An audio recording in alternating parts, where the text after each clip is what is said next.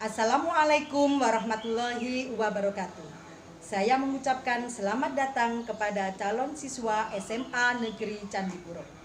Semoga kita dalam lindungannya dan sehat selalu. Calon siswa SMA Negeri Candipuro, saya harapkan kalian tetap semangat walaupun di hari yang terakhir dalam acara MPLS tahun pelajaran 2020-2021.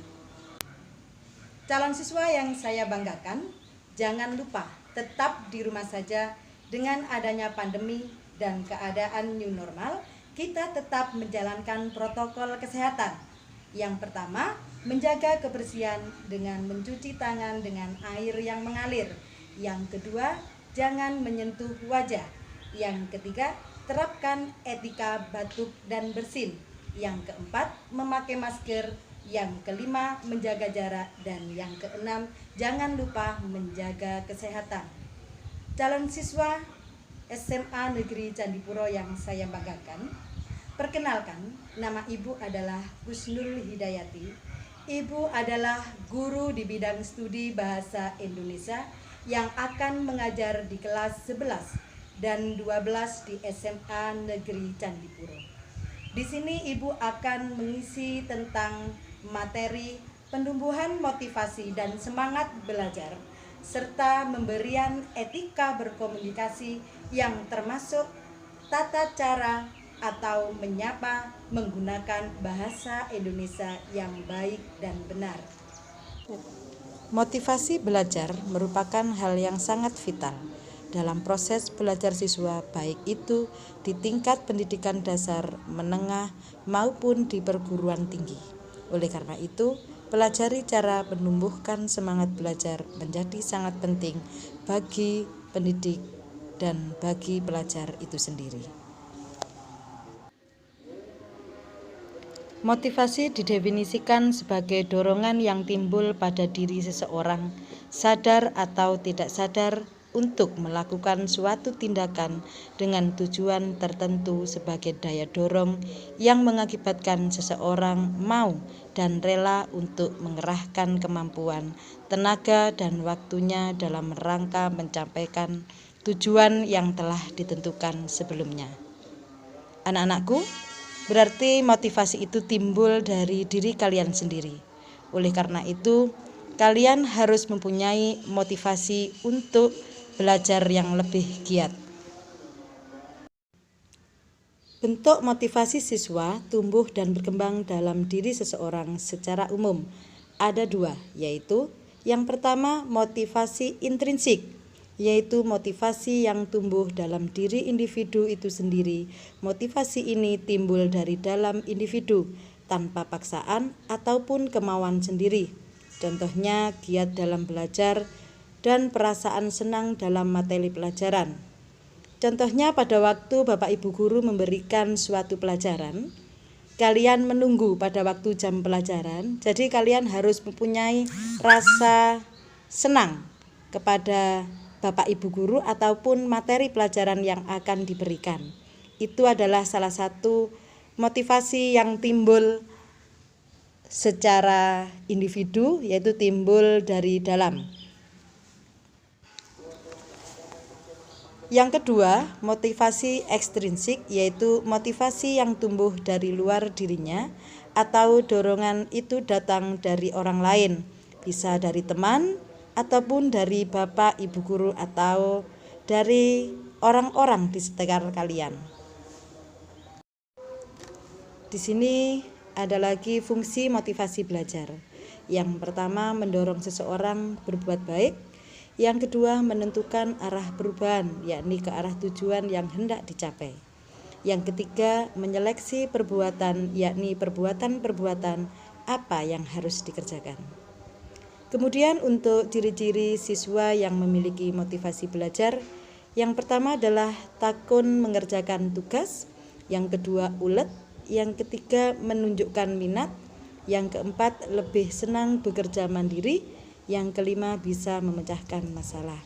Untuk calon siswa baru SMA Negeri Candipuro, saya harapkan kalian mempunyai ciri-ciri yang memiliki motivasi seperti di atas. Etika berkomunikasi di lingkungan sekolah. Yang pertama adalah menghormati guru. Beberapa contoh berikut bagaimana kita bersikap yang seharusnya kepada mereka, yaitu menghormati mereka dimanapun mereka berada, baik di sekolah maupun di luar sekolah. Yang kedua, mengucapkan salam seraya menyapa dengan hormat saat berpapasan dengan mereka. Yang ketiga, memperhatikan dan mendengarkan saat mereka menerangkan pelajaran di kelas. Yang keempat, mengerjakan semua tugas pelajaran yang mereka berikan. Kelima, tidak mengolok-ngolok, mengerjai, dan tidak membicarakan kejelekan mereka. Yang keenam, bertanya dengan sopan ketika menemui pelajaran yang kurang paham. Yang ketujuh, menggunakan bahasa yang santun ketika berbicara atau ketika bercakap-cakap dengan mereka. Anak-anak, biasanya yang sering terjadi di dalam kelas adalah kalian berbicara sendiri pada waktu Bapak Ibu guru menerangkan.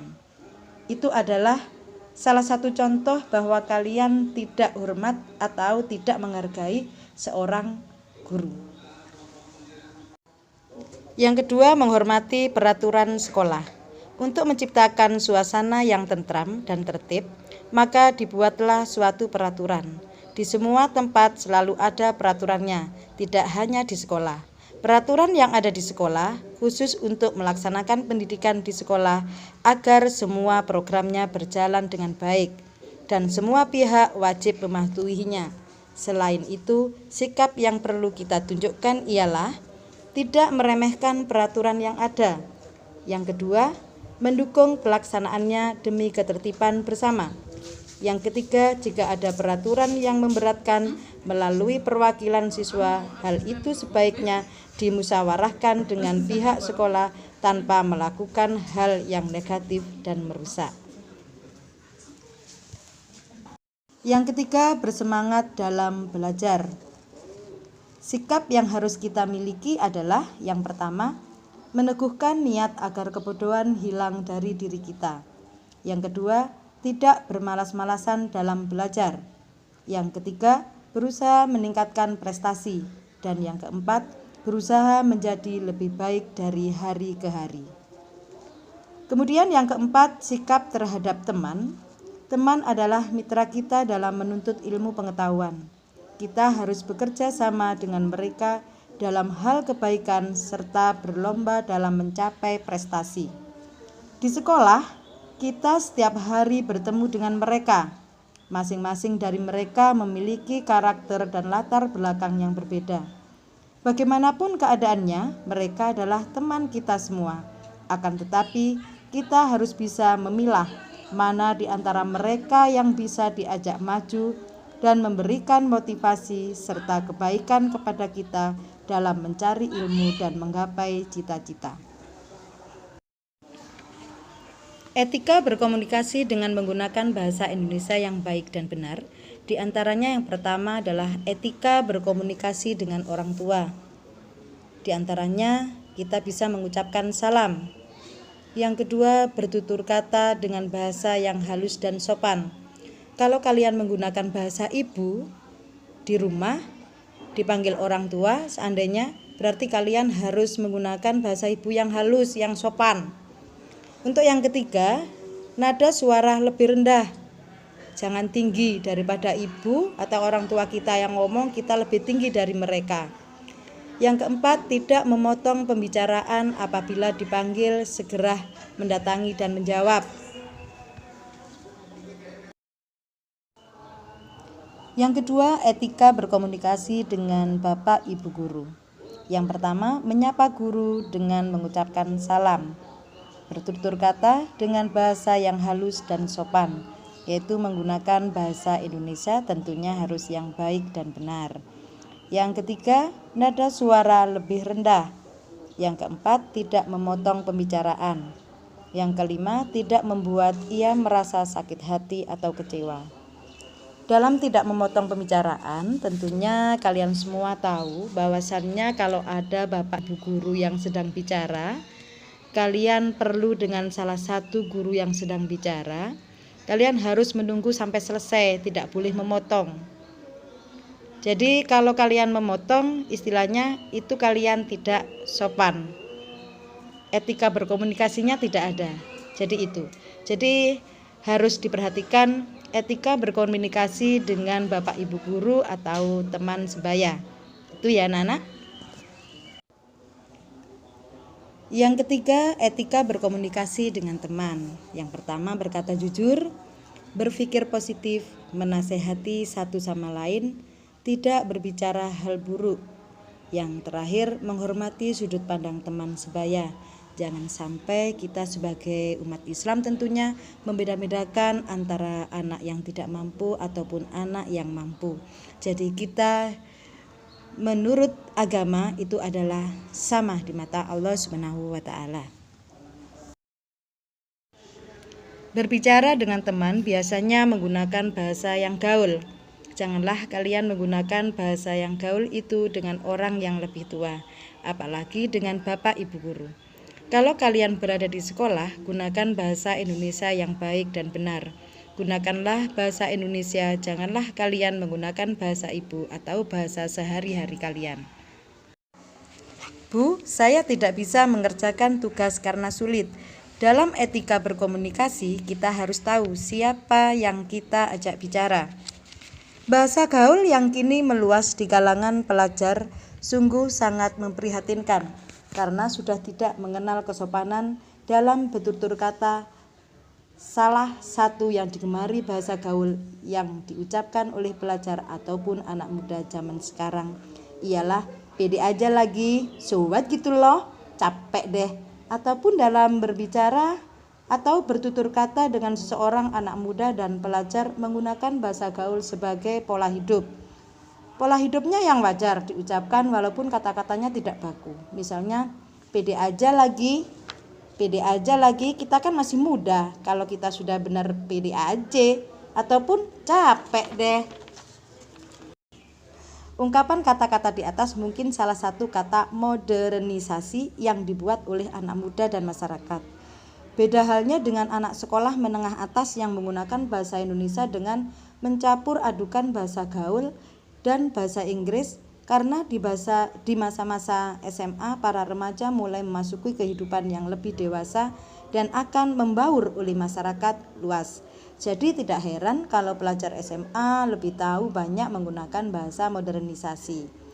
Dalam berkomunikasi, pelajar sering juga menggunakan bahasa isyarat dan bahasa tubuh, tetapi yang lebih digunakan bahasa isyarat misalnya ketika perempuan berdiam diri dan tidak mau bicara, itu tandanya perempuan itu sedang ada masalah atau lagi sedih.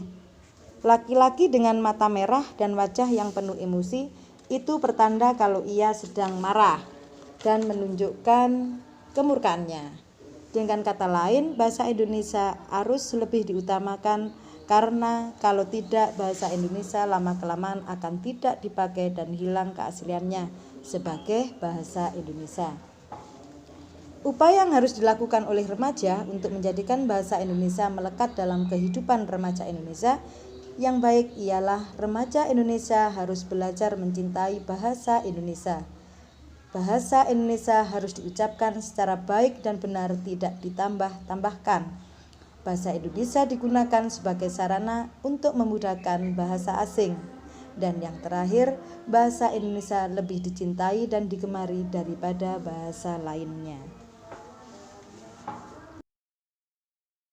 Itulah tadi sedikit materi tentang pemberian motivasi dan semangat belajar, serta pemberian etika berkomunikasi, termasuk menyapa, tata cara menggunakan bahasa Indonesia yang baik dan benar. Ibu akan memberikan tugas yang sederhana, sedikit saja, yaitu mengapa etika berkomunikasi harus menggunakan bahasa Indonesia yang baik dan benar. Ibu akan berpesan kepada calon siswa SMA Negeri Candipuro bahwasannya guru adalah orang tua kita yang kedua di sekolah. Oleh karena itu, guru itu adalah yang bisa menjadikan kita lebih baik.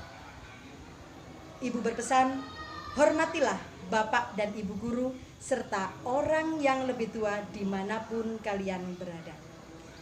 Itulah tadi sedikit pesan dan materi dari ibu. Semoga bermanfaat dan ibu doakan semoga kalian semua menjadi anak-anak yang cerdas, pandai, dan luar biasa. Ibu tunggu, jangan lupa tunjukkan prestasimu di SMA Negeri Candipuro yang tercinta ini. Saya akhiri, wassalamualaikum warahmatullahi wabarakatuh.